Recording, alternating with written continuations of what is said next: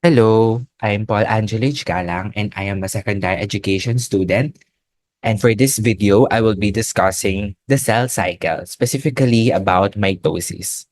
So, as a recap on cell theory, we discussed that all cells come from pre-existing cells, which means that cells cannot be spontaneously created but will always be a product of a pre-existing cell. And aside from that, we also learned that cells contain hereditary information which is passed from cell to cell during cell division. And this hereditary information is stored in DNA, and DNA is passed from generation to generation. And these two concepts about cell theory will be the focus of our discussion in relation to cell division. We all know that living things have the capacity to produce more of their own kind. And that characteristic distinguishes us from non-living matter. And the continuity of life is based on the reproduction of cells, or what we call the cell division. And cell division is unique to biological organisms, and cell division has a cellular basis, which we will discuss in this video. So what are the functions and roles of cell division?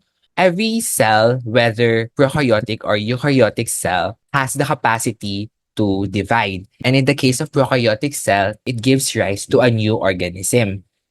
So cell division means asexual reproduction for prokaryotic cells. So in this figure, we can see an amoeba, which is a single-celled eukaryote, is dividing into two cells. So each new cell will be an individual organism, and this organism is genetically the same with this organism.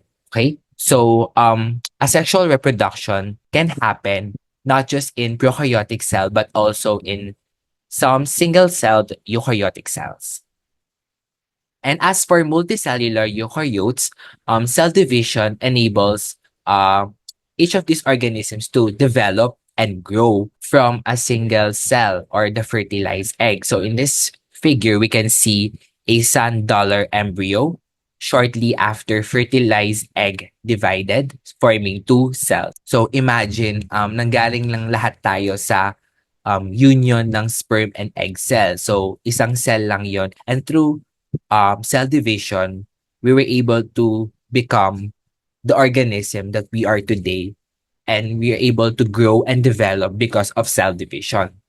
And aside from asexual reproduction and growth and development, another key role of cell division is tissue renewal, which replaces cells that die from accidents or normal wear and tear. As we can see in this picture, makita natin dito yung mga bone marrow cells na nagdi-divide na nag-give rise sa bagong blood cells.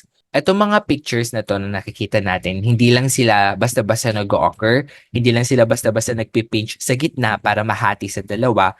We all know that cell division is complex and it has a cellular basis. The most important step in cell division is the distribution of DNA or the genetic material into two daughter cells or two new cells. So in order for living things, whether eukaryotes or prokaryotes, to develop, to grow, or to increase in number, they undergo cell division. As we have discussed in the previous video, we all know that the DNA of a cell is located in the nucleus.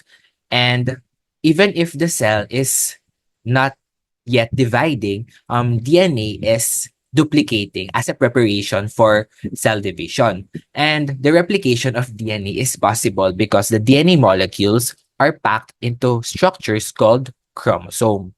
So yung isang DNA molecule natin, nagko-contain na siya ng thousands of genes, and nandito yung mga codes na nagsiset ng information related sa traits ng isang living organism. And itong mga DNA na to, itong mga genes na to, meron silang associated na proteins to help maintain the structure of the chromatin as the building material of the chromosome. So again, chromosomes are housed and located in the nucleus of the cell. And the division and replication of the chromosome is important in cell division to ensure that each copy of the chromosome is distributed into two new cells. So kahit hindi nagdi-divide yung cells, nag-replicate na yung DNA as a preparation for cell division na mention natin kanina. And as we all know, chromosome is a form of a long, thin chromatin fiber. Yung chromosomes natin, nagko-compose siya of chromatids. And meron siyang dalawang state, whether unduplicated or duplicated. Kapag hindi duplicated yung chromosome, meron siyang isang chromatid. And kapag duplicated, dalawang chromatids. Yung dalawang chromatids na yun, tinatawag silang sister chromatids or one pair of sister chromatids.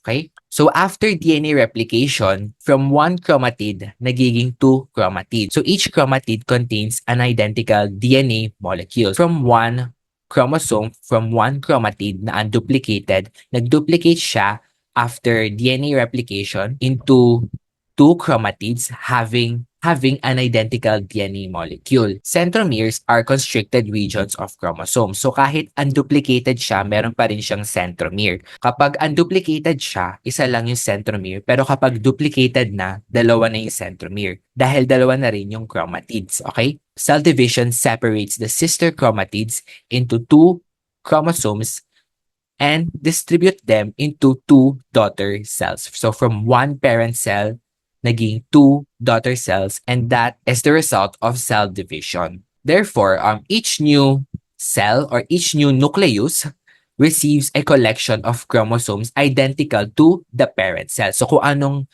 DNA na meron dito, ganun din yung mare-receive ng daughter cells. Okay? So, identical lang sila. So, parang photocopy lang ng DNA yung sarili niya para makapag-produce ng isa pang copy, giving rise to two sister chromatids or duplicated chromosomes. And eventually, maghihiwalay sila. So one cell has become two, each the genetic equivalent of the parent cell.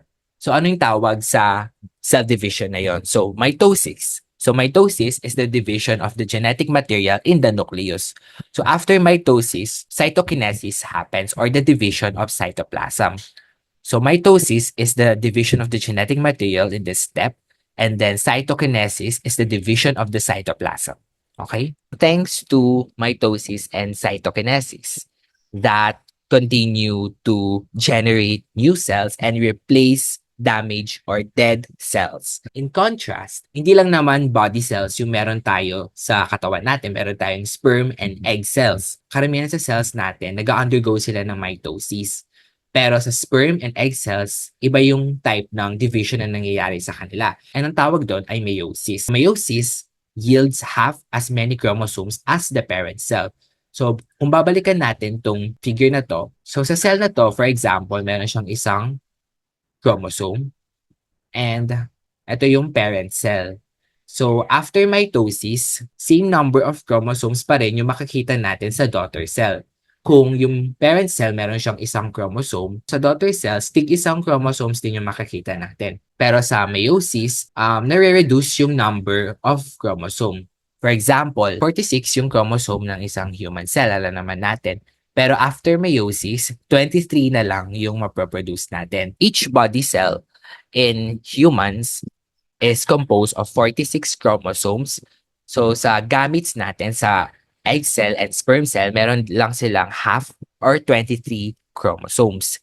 And fertilization fuses the two gametes together. And it conserves or returns the chromosome number into 46 chromosomes. Okay? So kapag mitosis, same number lang yung maproproduce na chromosome from parent to daughter cells. Pero kapag meiosis, half lang. Ay marerestore yung original number of chromosomes after fertilization. So, from 23 chromosomes in the egg cell and 23 chromosomes in sperm cells, makapag-produce tayo ulit ng 46 chromosomes in a zygote cell.